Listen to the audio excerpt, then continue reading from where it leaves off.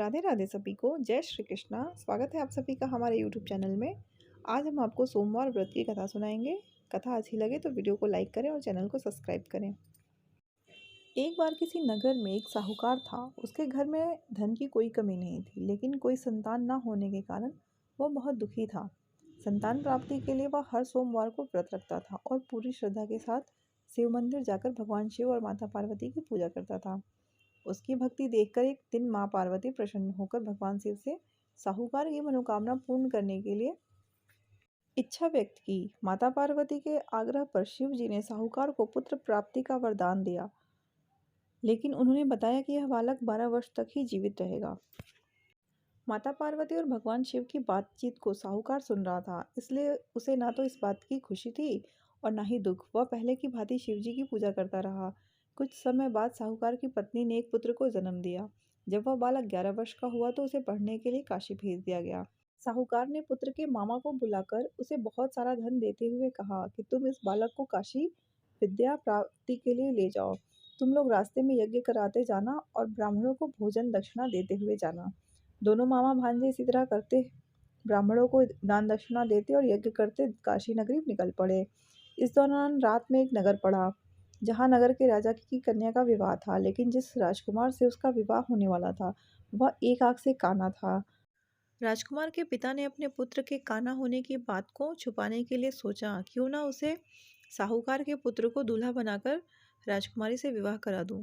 विवाह के बाद इसको धन देकर विदा कर दूंगा और राजकुमारी को अपने नगर ले जाऊंगा।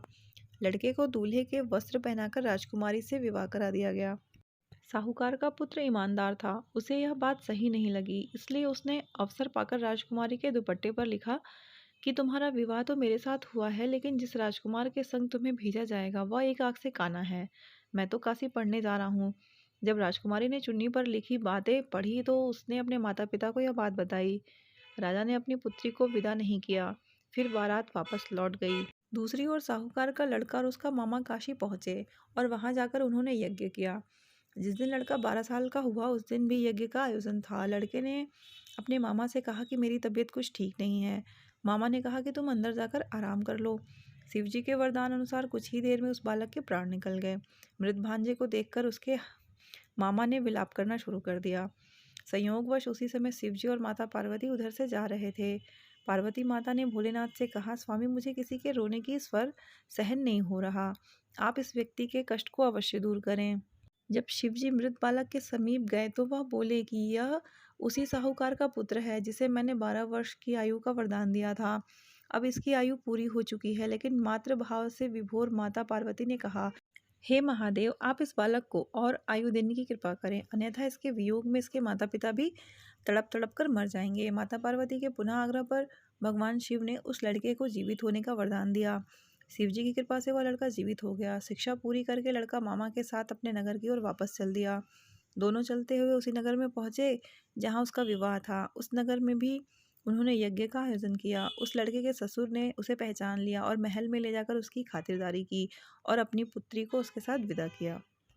इधर साहूकार और उसकी पत्नी भूखे प्यासे रहकर बेटे की प्रतीक्षा कर रहे थे। उन्होंने प्रण रख रखा था कि यदि उन्हें अपने बेटे की मृत्यु का समाचार मिला तो वह भी प्राण त्याग देंगे, परंतु अपने बेटे के जीवित होने का समाचार पाकर वह बेहद प्रसन्न हुए। उसी रात भगवान शिव ने साहूकार के स्वप्न में आकर कहा, हे श्रेष्ठी, मैंने तेरे सोमवार के व्रत करने और व्रत कथा सुनने से प्रसन्न होकर तेरे पुत्र को लंबी आयु प्रदान की है। इसी प्रकार जो कोई सोमवार व्रत करता है या कथा सुनता है और दूसरों को सुनाता है, उसके सभी दुख दूर होते हैं और सभी मनोकामनाएं पूर्ण होती हैं।